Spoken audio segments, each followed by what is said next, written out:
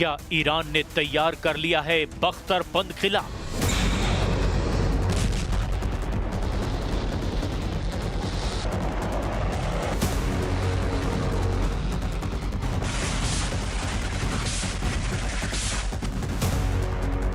क्या खामनेई के लड़ाके 12 दिन की जंग का बदला लेने वाले हैं?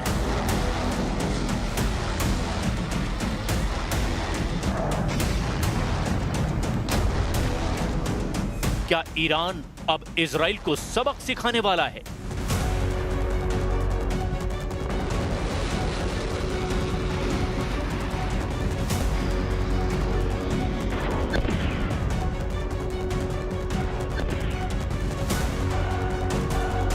क्या तेहरान ने तबाही का नया अलार्म बजा दिया है?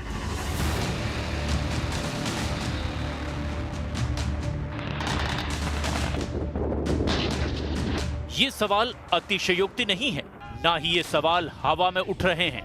इन सवालों के पीछे वो चिंगारी धीरे धीरे सुलग रही है जिसे ईरान के सुप्रीम लीडर अयतुल्ला खामनेई हवा दे रहे हैं।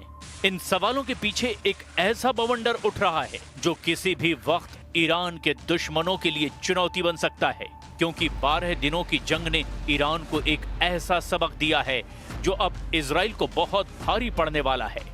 यही वजह है कि पश्चिम एशिया में तनाव की लपटें तेज हो चुकी हैं। तेहरान ने न सिर्फ इजराइल के साथ किसी भी संभावित युद्ध की चेतावनी दी है, बल्कि ये भी साफ कर दिया है कि उसने मौजूदा युद्ध विराम प्रस्ताव को खारिज कर दिया है। ईरानी नेतृत्व का कहना है कि हालात किसी भी पल युद्ध में बदल सकते हैं। वॉशिंगटन पोस्ट में छपे इन शब्दों का इशारा बिल्कुल साफ है, वो ये कि ईरान अब आग से खेलने की पूरी तैयारी कर चुका है।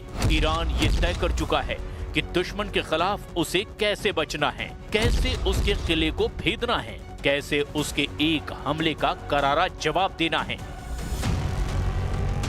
यानी ईरान इस बार पूरी ताकत के साथ अपने दुश्मन पर हमला करने की तैयारी में है।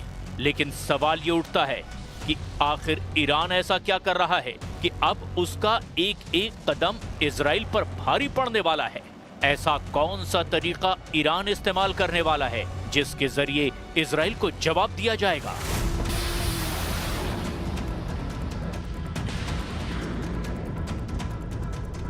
यहीं से कहानी उस तरफ मोड़ लेती है जहां से पश्चिम एशिया में महायुद्ध का नया बबल क्रिएट हो रहा है। एक ऐसा बबल जो किसी भी वक्त फूट सकता है, बिना किसी चेतावनी के, बिना किसी आहट के। इसीलिए अब ईरान के उस प्लान को समझना होगा जिसकी वजह से ईरान इजराइल पर भारी पड़ने वाला है। दावा किया जा रहा है कि ये एक ऐसा प्लान है जिसे बेहद सीक्रेट तरीके से अंजाम दिया जा रहा है। इस प्लान को अंजाम तक पहुंचाने के लिए ऐसे तरीकों का इस्तेमाल किया जा रहा है ताकि इजराइल की खुफिया एजेंसी मोसाद को किसी भी एक्शन की भनक न लगे।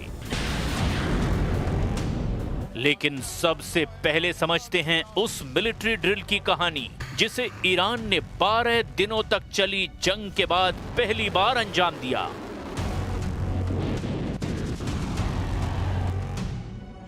12 दिनों तक चली जंग के बाद पहली बार ईरान ने अपने समुद्री मोर्चे पर सस्टेनेबल पावर 1404 नाम का सैन्य अभ्यास शुरू किया।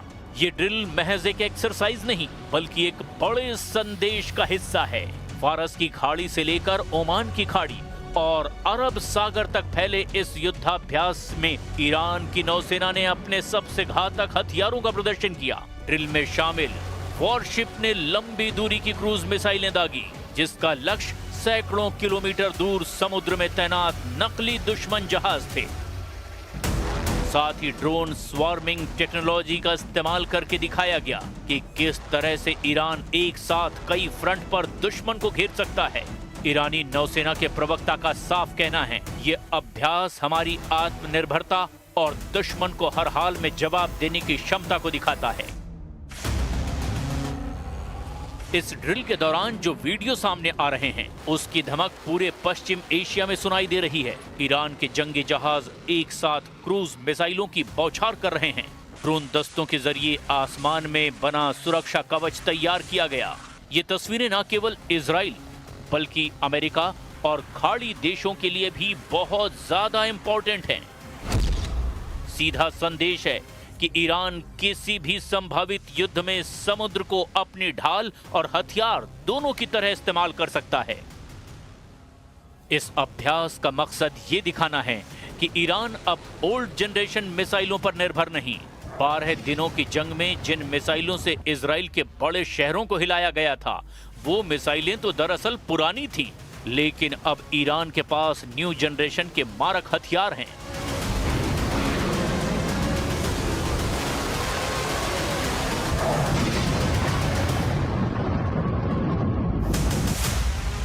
खैबर शिकन एक बेहद घातक मिसाइल है। ये ठोस ईंधन पर काम करती है। इस मिसाइल को लॉन्च करने में महज कुछ मिनट ही लगते हैं और इसकी रेंज है 1400 किलोमीटर तक। इसके अलावा कासिम बसीर जैसी नई तकनीक से लैस मिसाइल जो इलेक्ट्रो ऑप्टिकल और इंफ्रारेड गाइडेड सिस्टम से लैस है, ये किसी भी इलेक्ट्रॉनिक जैमिंग को नाकाम कर सकती है। ईरानी रक्षा मंत्री अजीज नासिरजादेह ने समाचार एजेंसी इरना को दिए इंटरव्यू में कहा, 12 दिन के ईरान इजरायली युद्ध में इस्तेमाल की गई मिसाइलें कुछ साल पहले बनाई गई थी। आज हमने पहले की मिसाइलों की तुलना में कहीं ज्यादा क्षमता वाली मिसाइलें बनाई है। ये मिसाइलें हमारे पास हैं। ऐसे में अगर जायोनी दुश्मन फिर से इस साहसिक कार्य पर निकलता है तो हम निसंदेह उसका इस्तेमाल करेंगे। खास बात यह है कि ईरान की इस ड्रिल में एक और चीज देखने को मिली, और वो ये कि तेहरान ने एंटीशिप बैलिस्टिक मिसाइल का भी परीक्षण किया। यानी अगर इजराइल या अमेरिका का कोई युद्धपोत फारस की खाड़ी या अरब सागर में घुसता है तो वो मिनटों में निशाने पर आ सकता है। यही वजह है कि इस अभ्यास को लेकर अमेरिकी नौसेना के बीच बेचैनी साफ देखी जा रही है। इस ड्रिल का सबसे बड़ा संदेश यही है, ईरान अब रिएक्टिव पावर नहीं बल्कि प्रोएक्टिव स्ट्राइक फोर्स बनने की तैयारी कर चुका है। अब वो इंतजार नहीं करेगा कि दुश्मन पहले हमला करे, बल्कि हालात बने तो खुद ईरान पहले वार करने में नहीं हिचकिचाएगा। और इसी सोच के तहत ईरान की नौसेना ने 12 दिनों तक चली जंग के बाद अपना पहला बड़ा एक्शन मोर्चा खोला है। तेहरान का दावा है, ये अभ्यास दिखाता है कि इजराइल को अगर फिर युद्ध की आग में झोंका गया तो इस बार जवाब पहले से कहीं ज्यादा घातक और तेज होगा। यही वो संकेत है जिसकी वजह से पश्चिम एशिया एक बार फिर विस्फोटक मोड़ पर खड़ा है। और यही वजह है कि इस मिलिट्री ड्रिल को पूरी दुनिया वॉर वार्निंग के रूप में देख रही है। बड़ी बात यह है कि इस बार ईरान विश्व बिरादरी के सामने इजराइल के मंसूबों का खुलकर जिक्र कर रहा है। वो मंसूबे जिसमें बेन्यामिन नेतन्याहू की तरफ से ग्रेटर इजराइल जैसे शब्दों का इस्तेमाल किया गया। यानी ईरान की तरफ से खुलकर इजराइल की विस्तारवादी नीति को दुनिया के कई देशों के लिए घातक बताया जा रहा है।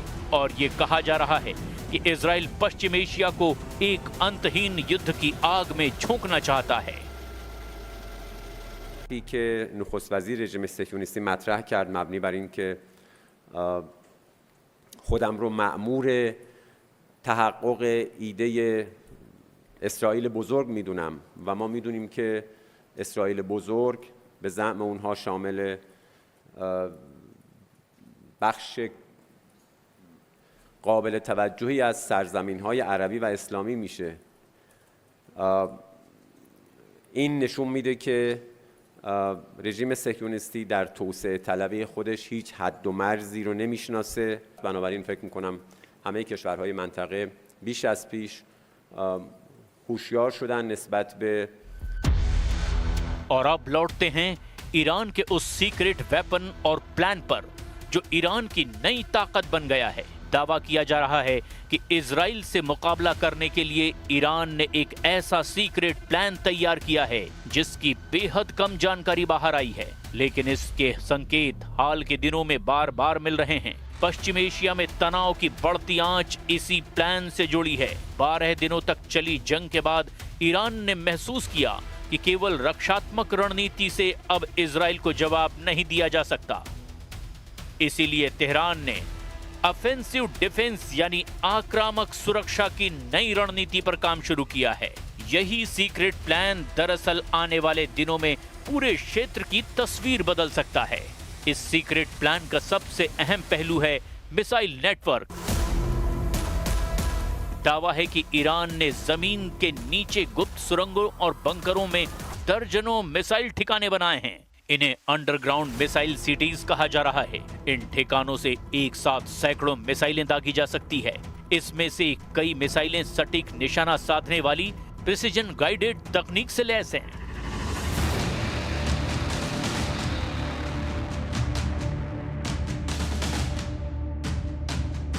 यानी अगर युद्ध हुआ तो तेल अवीव से लेकर हाइफा तक के अहम ठिकाने मिनटों में निशाने पर आ सकते हैं। ईरान के इस सीक्रेट प्लान का दूसरा पहलू है ड्रोन वॉरफेयर। रिपोर्ट्स के मुताबिक ईरान ने पिछले कुछ महीनों में अपनी ड्रोन तकनीक को बहुत तेजी से अपग्रेड किया है। ड्रोन अब सिर्फ निगरानी के लिए नहीं बल्कि सीधे हमले के लिए भी सक्षम हैं। स्वार्म ड्रोन टेक्नोलॉजी के जरिए एक साथ दर्जनों ड्रोन किसी टारगेट पर धावा बोल सकते हैं। इससे इजराइल के आयरन डोम डिफेंस सिस्टम को ओवरलोड करने का प्लान है। यानी पहले आसमान से सैकड़ों ड्रोन छोड़े जाएंगे ताकि इजराइल की रक्षा प्रणाली व्यस्त हो जाए और फिर उसी दौरान लंबी दूरी की मिसाइलें दाग दी जाए। इसी तरह ईरान के सीक्रेट प्लान का तीसरा और बेहद अहम पहलू है साइबर वार, यानी वो तकनीक जिसका इस्तेमाल इजराइल की तरफ से ईरान के खिलाफ वक्त वक्त पर किया जाता रहा है। लेकिन इस बार दावा किया जा रहा है कि ईरान के साइबर कमांड ने पिछले कुछ समय में कई और ट्रायल किए हैं। इजराइल की बिजली व्यवस्था, पानी सप्लाई और कम्युनिकेशन सिस्टम पर हमले की संभावना जताई जा रही है। साइबर अटैक के जरिए दुश्मन की कमर तोड़ना इस प्लान का बड़ा हिस्सा है। इतना ही नहीं, इजराइल को चौथे और बेहद घातक मोर्चे से भी घेरने की तैयारी की गई है और वो है प्रॉक्सी नेटवर्क। ईरान ने पहले ही हिजबुल्लाह, हूथी विद्रोही और गाजा में हमास जैसे संगठनों को अपने साथ खड़ा कर रखा है। Secret plan